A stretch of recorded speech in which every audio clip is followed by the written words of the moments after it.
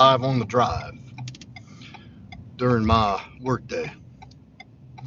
I took a break, a bathroom break, went to a remote place off of the job to go do what I had to do. Anyway, coming back on really quick, just another quick live on the drive to recognize Men's Mental Health Awareness Month, June. If you're coming in, hit that like. This is something that I've looked back on my life and my journey, and even my present, that I keep a very close eye on, and that is who I surround myself with. And, I think a lot of people who start dealing with a lot of men, you get in this, and you notice your day to day is becoming like chaotic and uncertain, and you're noticing your anxiety and your stress maybe heightened a little bit. What's up, Rockadoodle? Good. Here's something that often gets overlooked. Even people who go to therapy, or in your day to day, you're trying to think of like, what's setting me off here? What's the underlying thing? Like, there's really no cause for me to be anxious or uncertain, or whatever turmoil you may be in. And it could be mild, it could be enough to affect you where you can't make decisions. And this is a question that's not asked often enough, is who are you surrounding yourself with? What type of people are you surrounded with? Are you surrounded with people who are, like-minded and business and solution-oriented, encouraging, people who reciprocate back the good vibes and the word of God and speak life into you and encouragement into you? What's up, baby blue? Or you're surrounding yourself with negative people, with naysayers, people who are low-key, kind of take jabs at you and make fun of your ambitions. Or you find when you're excited about something and you're saying something enthusiastically and like, oh God, yeah, oh look, yeah, that's a great idea. You hit a shit. That's no good. That's not good for your mental health. And if you're surrounded with people like that, that could be the main contributor of you struggling, you having a bit of a stuck feeling. If everywhere you look is uncertainty and you can't quite put your finger on it, do a quick survey of who are the people you're around the most. What do they talk about? What do they say? How do they treat you? Let's see. Oh, okay. Yeah. All right. Thank you. Okay. Look, the red heart. It's crazy. It's like a reaction. So tap it. It's like a comment. Yeah. Tap the red heart like a comment. So, something to think about during Men's Health Awareness Month. I'm gonna try to go live every day and drop a little something in here, because as I acknowledged yesterday, there's a lot of men out there suffering, quietly suffering, and you don't have to. You don't have to go it alone. I know as men we carry our pride and our ego, and there's these false ideas about just tough it out, go through it, man up, nut up, whatever some things you might hear that are pretty dysfunctional and do not contribute and are not conducive to a healthy lifestyle and a healthy overall well-being. Going through something tough, shoving it deep down and telling people, oh, I'm fine. That's not a way you resolve things. But at the same time, who do you tell? How do you tell people? How do you do that? And I know it feels like if I admit to this, If I acknowledge this, I'm weak. But that's false. It's false too. It's false too. It doesn't make you weak. It makes you human. And I'm not saying you should be whining and emoting about everyday life. That's not what I'm saying at all. Just to understand that you struggling with things from time to time is completely natural. It's completely normal. It's human. And trying to just suppress the uncertainty, the anxiety, whatever the negative trap you're in for the moment may be, and deny its existence. Say, I'm fine, I'm gonna tough it out. That's not normal either. And it doesn't solve anything. Don't run from shit. Don't run from, everybody's gonna experience difficulty, hard times, ups, downs. Um, it's easy for me to get on a YouTube live. I have hours to prepare my mood and clear my head and do all that. That's why I like to jump on and be spontaneous.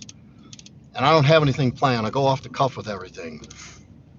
Because, a lot of people come on social media and YouTube and talk about their successes and their strengths and their qualities. And I got the money and I got the license. Nobody talks about the hard shit. That's something we like to keep private to ourselves. And for the most part, you should. But you also should have an outlet. And this is where the conundrum of men's mental health lies is, like, who do you go to? And I'm here to tell you, come to me. Go to a trusted friend.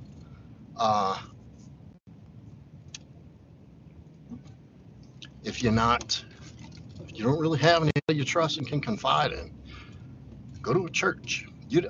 A church, no matter what denomination, is not going to turn you away if you have something legit that you want to talk about, even if you don't follow their beliefs. They have helplines. They have all kinds of outlets that, we tend to forget about when we're struggling and going through hard times. And it's okay to have a hard time. It's okay to struggle. It's okay to make mistakes. It's okay to fail. No, we're going to experience that through life. If you're out there living life, you're going to stumble sometimes. You're going to go through trials and tribulations of your life. But if something's truly affecting you to where you're having a hard time seeing a solution or seeing through the moment, and that's where it gets dangerous. People start getting the idea in their head that, like, this is a permanent thing for me. Like, this is just the way it's going to be. And that's not true. It's not true. It doesn't have to be. Oftentimes, just speaking to someone can offer you, if anything, a different perspective. And at least if you, verbalize, you can hear yourself talk about the issues. You can hear your own words and your own voice and better process and sort it out to where it looks different. You're able to gain a different perspective by actually talking about it and getting it out in the open. So you get to see it from a different angle and take a different approach towards solving the problem. The smallest thing can snowball and compound into something that seems unfixable. That's why it's so dangerous. That's why, it's not healthy to suppress and bury these things. It turns into something. This stuff doesn't go, the stuff that you think you're suppressing and pushing down deep inside, it doesn't go away. It manifests itself into different areas of your life. The healthy thing is acknowledge it. You can say, I'm having a hard time with this. I'm struggling with this. And it could be something as simple as you getting behind on bills, money's tight, work's slow, relationships going to shit. Just had a break. Just, day-to-day life things that can accumulate and become overwhelming. You don't have to deny it and think, well, I can handle it and I'll push through. It's something that plagues men daily. This is why I have this channel. This is why I have this community. I had to learn this the hard way. You know, there was a dark time in life. I had some dark times. Listen, y'all, and it was my brotherhood, my community, my network of strong men that got me through a lot of things that were there to say, hey, I've been through that. I know exactly what you're going through. Here's the solution. I've been what you're going through, and it's not the end of the world. You're going to make it. And here's why. And then you can start processing rather than to try to suppress and internalize that temporary thing that could potentially manifest itself into the worst thing that it could possibly be, which is, you take the permanent solution to the temporary problem. And that's what this is all about. As men, thousands of men do it every day because they feel hopeless. And there's nothing that makes a man more hopeless than feeling like he's useless and he doesn't have a solution for something. Sometimes you're not going to find that solution on your own. You need to say something. Let me see something. Let me get to this chat, then I got to go. Joe's definitely someone you confide and give. Oh, thank you, baby blue. I find it difficult when I get betrayed by family. I feel helpless. Tripathy. Yeah, well, that goes along with who you surround yourself with. Just because they're family doesn't mean you are obligated to spend time or share your energy and time with them. Rick Saw says, do you think divorce should be legal if there are children involved? Potentially. We'd have to go deeper into that. But yes, there's some validity to that. Rick, unfortunately, it's best for the children. Statistically, that's not true, baby blue. In some cases it is, some cases it isn't. Rick's got a point. I was a product of divorce, and it turned me upside down. At 10 years old, all of a sudden, a little kid doesn't know that, there's problems that the mother and father have had accumulate over time, and they just feel like there's too much damage done to be fixed. And the only thing the little kid knows is everything that I knew to be safe and secure is gone. It's a very tumultuous experience for kids, and it could potentially, if you look at prisons, mental institutions, addicts, filled with kids from broken homes. So, Rick, you're definitely on to something. Baby Blue says, well, it's a child of divorce. It's better for me than seeing them fighting and arguing every dang day. Yeah, I mean, that's a valid point of view. Is it better for the kid to see the parents apart and happy, or is it better to see them together but like hate each other, and you give them this model of a dysfunctional, toxic relationship? I mean, how can that be healthy for a kid? It's not. There is a middle ground. There is a gray area. So yes, y'all both make valid points.